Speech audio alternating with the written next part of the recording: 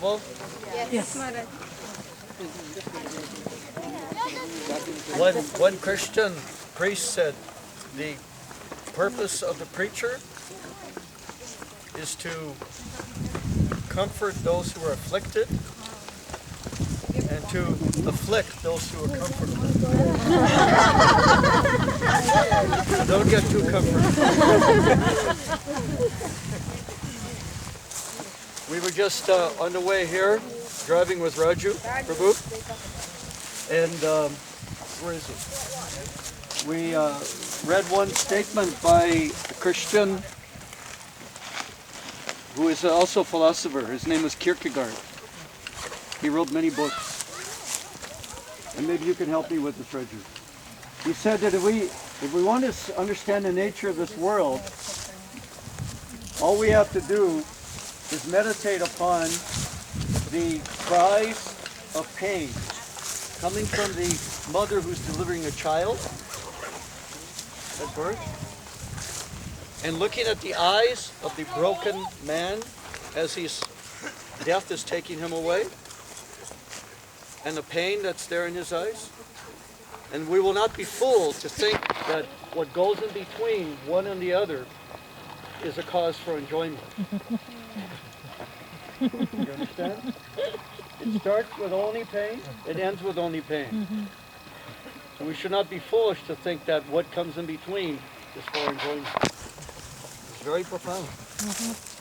And this is actually the nature of this world. Dukkhalayam shashvatam, Krishna is saying in the Gita.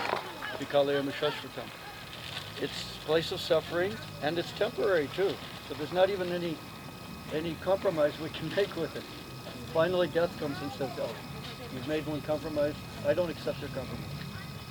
So anyway, I was thinking, if some of you may remember last year, we just came back to Arizona, and we met at Roger's place for Thanksgiving, the same day.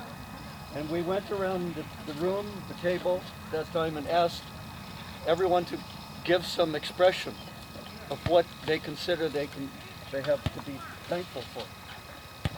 So on my travels, I passed one church, and there was a sign. You know how they have the signs out front? And they always have some kind of wisdom saying, that you can think about for the next week. So this said, what if you woke up in the morning only with those things that you had given thanks for the day before? What if you woke up tomorrow morning and all you had left was those things that you had given thanks for the day before? What would you do? Give thanks to everything. Yeah. Okay. So that's one lesson.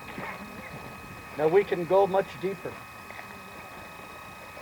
in terms of considering what are those things that we should be thankful for, that we should want, that we should become attached to, and whether that will be good for us in the long run.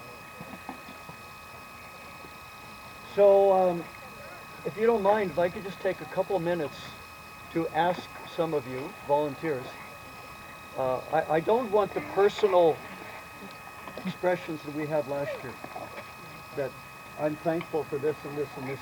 What I'm asking for is, in principle, what is it that we should be thankful for?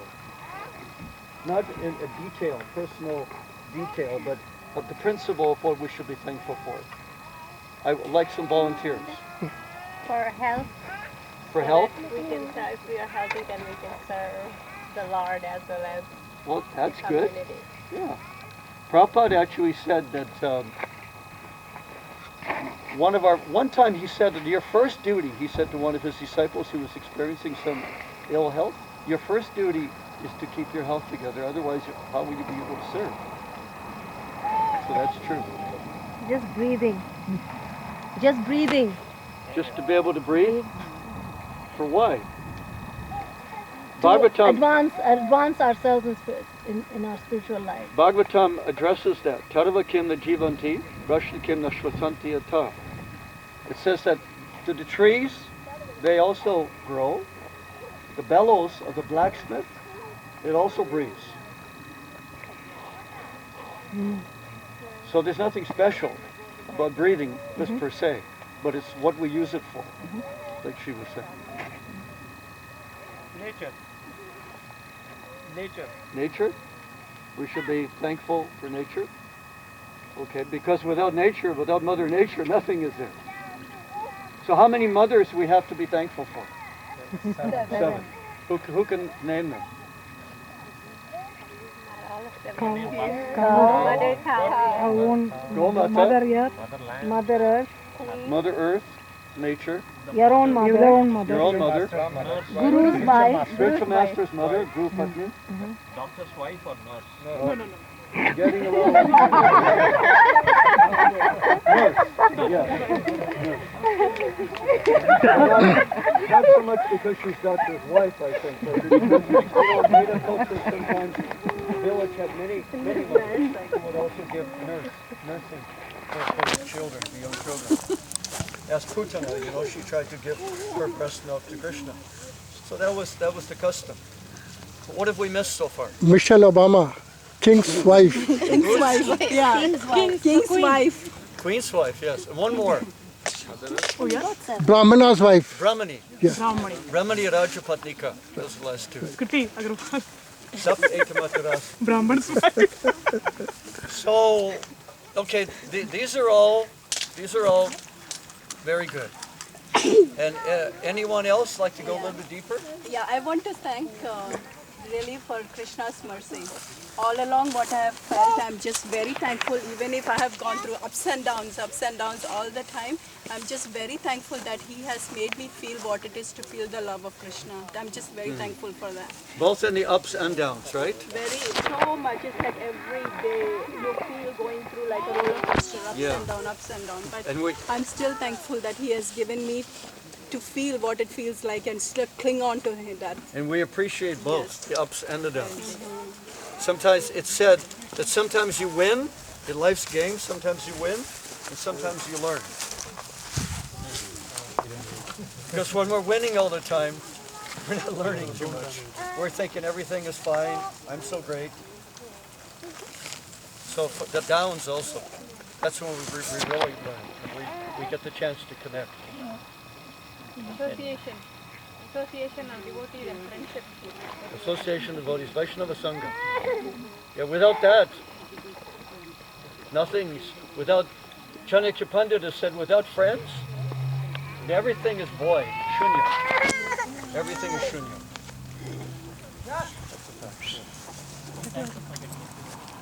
Human form, why?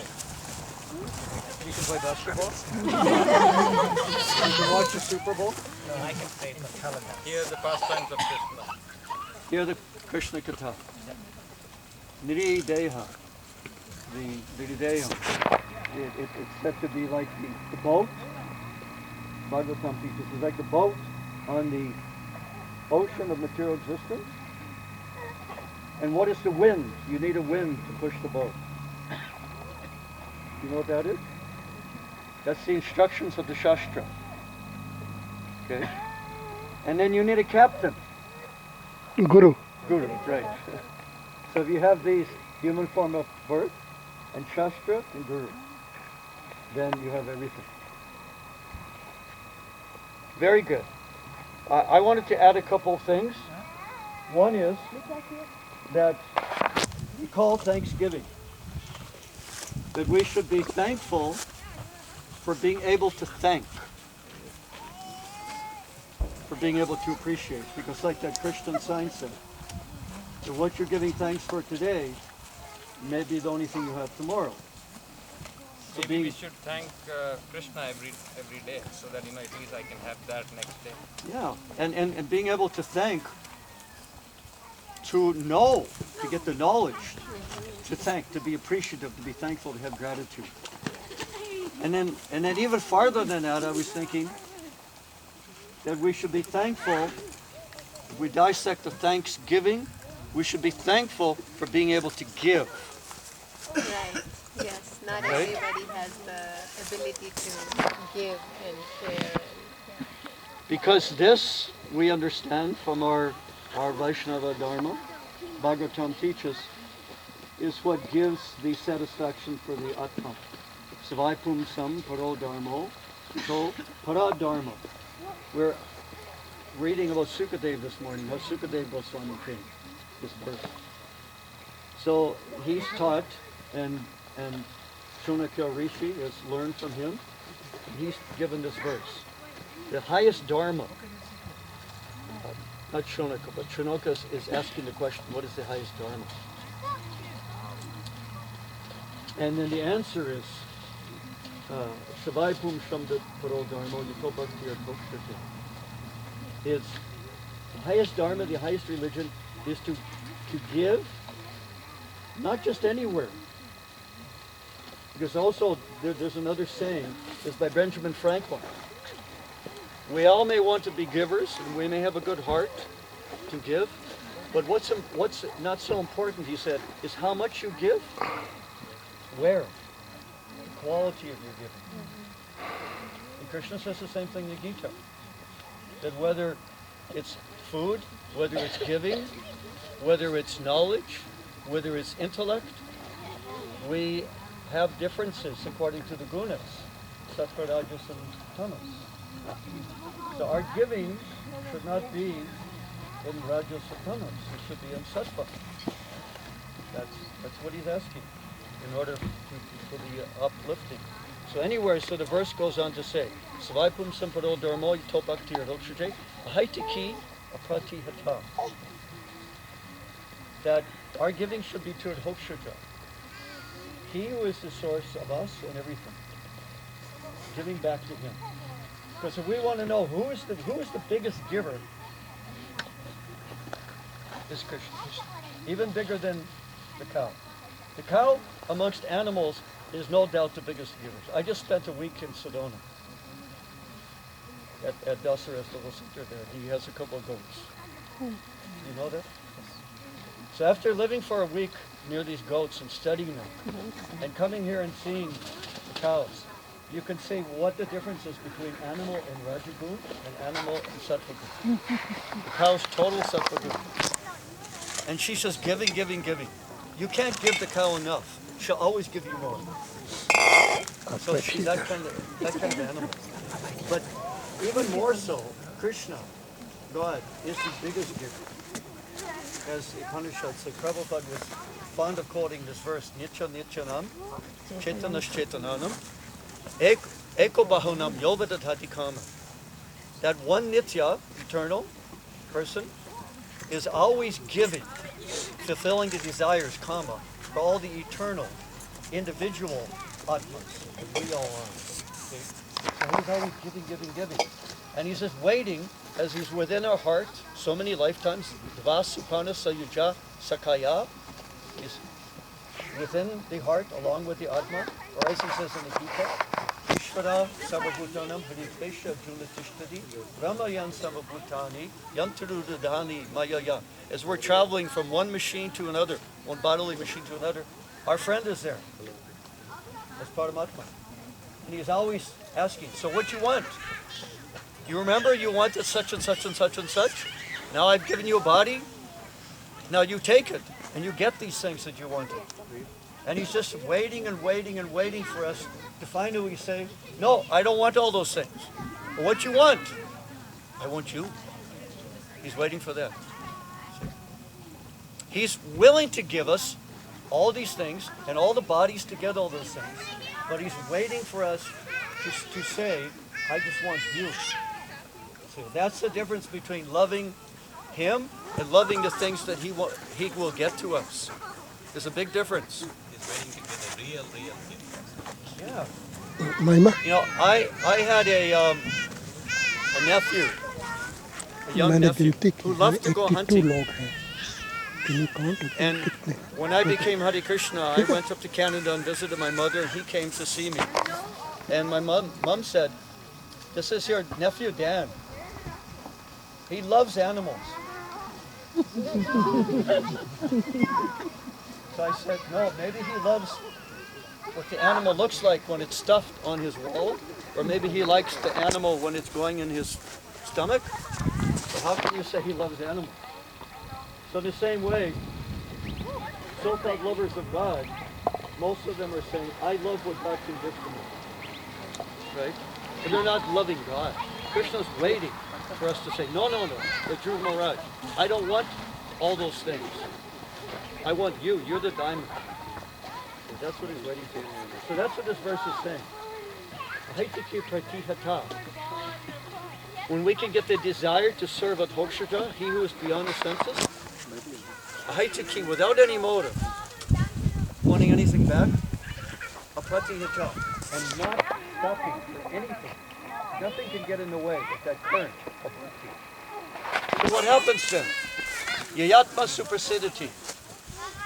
Yayatma suprasiditi. You know, siddhiti means your satisfaction. It's supa means like super. Complete satisfaction for the Atma. Only then. Only then. Otherwise, if we have different desires that we have to be fulfilled, we'll never be satisfied. How many of you have read Bhagavatam? Partly. How many partly? How many have read the whole 12 cantos? Only one. Nityam Bhagavat Sevaya. 8th canto. There's a Leela of Bali Maharaj and Vama. Okay? Bali Maharaj has told Lord Vamandev, who's come as a little dwarf Brahmin, that I give you whatever you want. Vaman says, what? No. I just want 3 steps of land. Bali says, he's the emperor of the whole world. He's overtaken Indra. He has Swargalok, everything. And he says, what? Are you scoffing me? I own everything. You're asking for 3 steps of land and you're such a little person? What is that? I can give you anything. And you know what Vamanadev said? He said, no. That for one who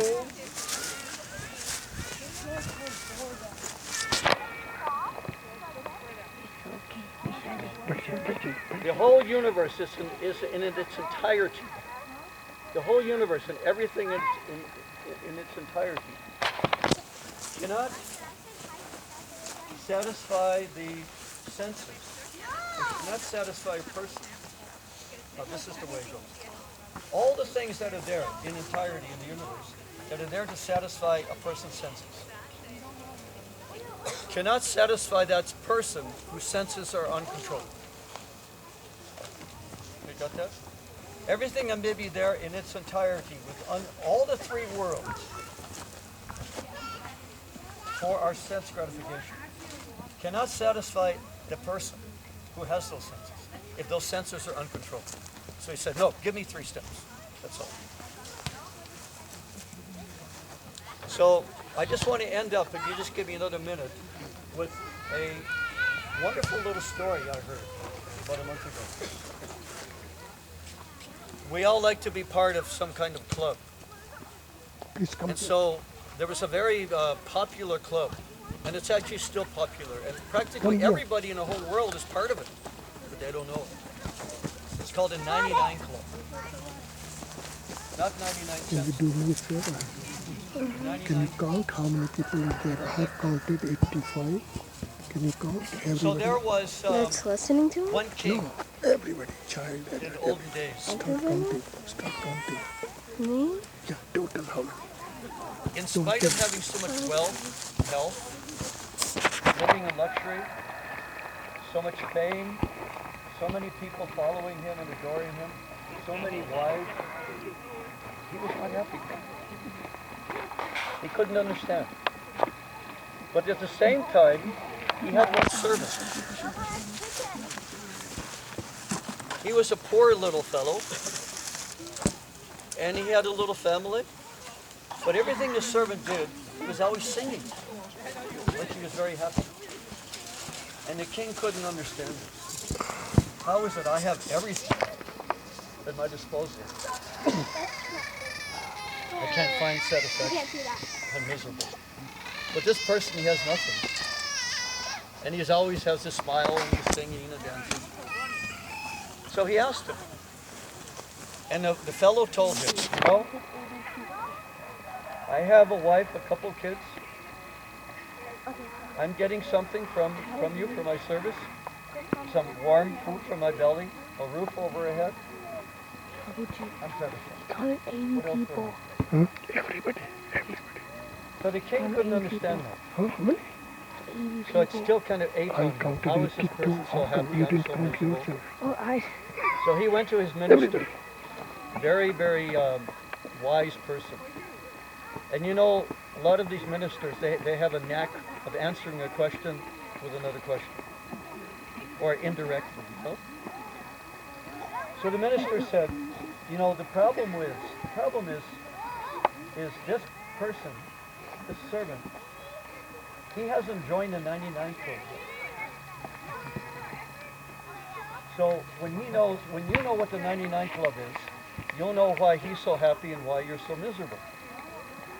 So what is this 99 club? She said, look, you take your biggest gold coins, 99 of them, put them in a sack, put them outside the door of the servant. Knock on his door and run. She did that. The servant opens the door, he sees his bag, takes it inside, opens it, 99 gold coins. He's counting. How many are there? 1, 2, 3. He comes up to 99. What? Not 100. So he counts again. 1, 2, 3, 4, 5. All the way he gets to 99. He counts several times and he's thinking, what? Who would have put 99 coins in this bag? Must be a thief. If there's no thief, what can I do? I tell you what, I'm going to make 100. So he started working so hard. And he started making his wife work hard and his kids. And he started harassing them and becoming angry and so much attached to get that 100th coin. Finally, the king saw this person. He's not singing anymore. He's cursing. He's cursing.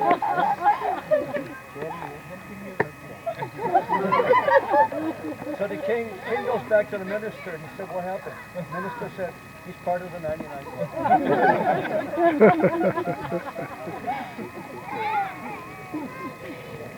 So if we're getting what we need, Yisavakvidam Sarvam Yatkincha Jigacham Jagat, Ishapanasa says, we have a quota. We're satisfied with that, then we can be very easily satisfied with that.